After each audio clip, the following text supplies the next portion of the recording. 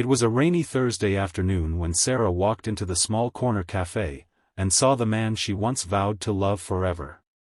Her fingers trembled as she adjusted the collar of her coat, not because of the cold, but because sitting at a table with a paper cup and a worn-out diaper bag beside him was David, and their daughter, Emma. The same Emma she hadn't held in 6 months. Sarah had rehearsed this meeting in her head 1,000 times, but nothing could prepare her for the way David looked up at her.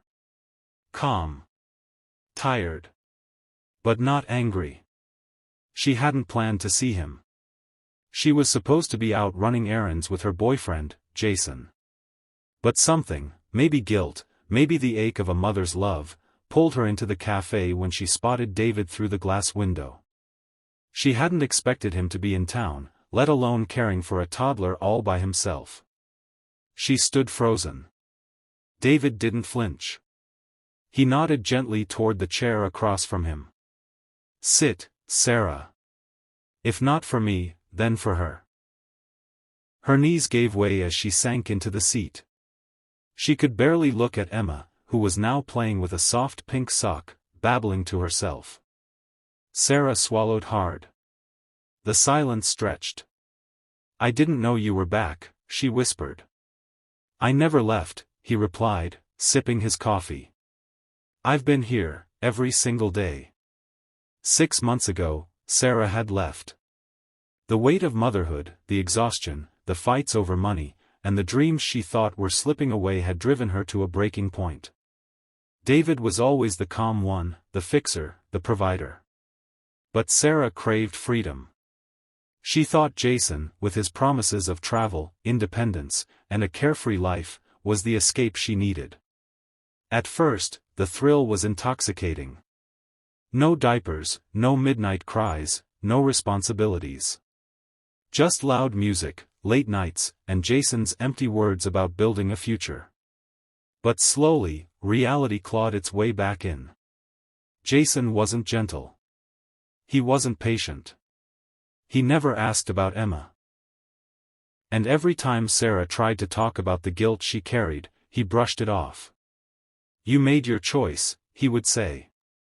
"Don't start playing the sad mom card now." Across the table, David was watching her. His eyes weren't cold, just tired. "She started saying 'Mama' 2 weeks ago," he said softly. "I thought you should know." Sarah's breath hitched. Her eyes welled up. "I'm sorry, David. I thought I was doing what was right for me. I didn't mean to abandon her, I just didn't know how to be everything she needed." David leaned forward. "You didn't abandon her.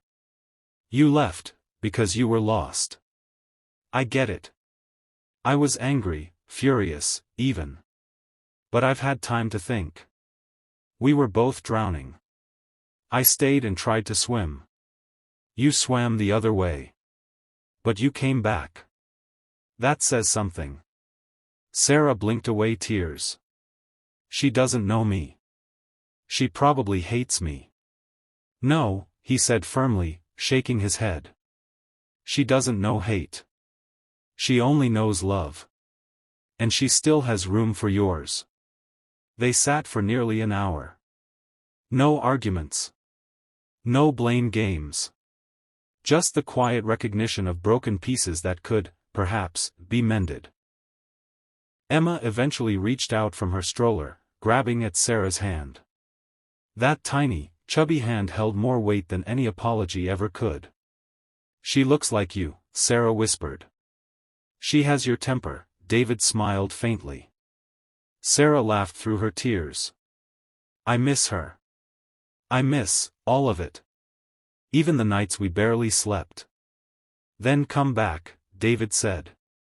Not begging. Not pleading. Just a simple offer. Not for me. Not for the past.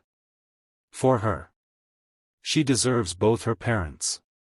Even if we're not together, she deserves that. Later that day, Sarah sat in Jason's apartment. The sun had come out, but the shadows inside felt heavier than ever.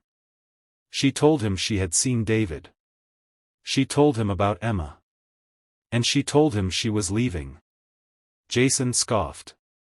So, what? You think you can just walk back in and pretend you didn't disappear? Sarah stood firm. No. But I'm done pretending I'm okay with walking away from my daughter. You can keep your freedom, your parties, your detachment. I want my life back. The real one.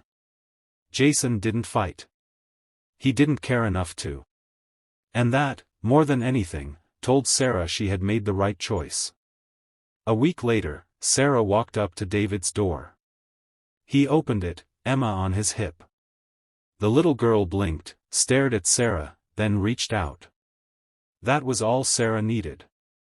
She stepped inside, dropped to her knees, and held her daughter close. I don't know if I can be perfect, she whispered. David replied, she doesn't need perfect. She just needs you. Final message. The path to healing isn't straight. It winds, it hurts, and it demands courage. Sometimes, we lose ourselves trying to chase what we think we're missing. But love, especially a parent's love, has a way of calling us home. Not every broken story ends in reunion. But some do. And those are the ones that remind us, it's never too late to choose what truly matters.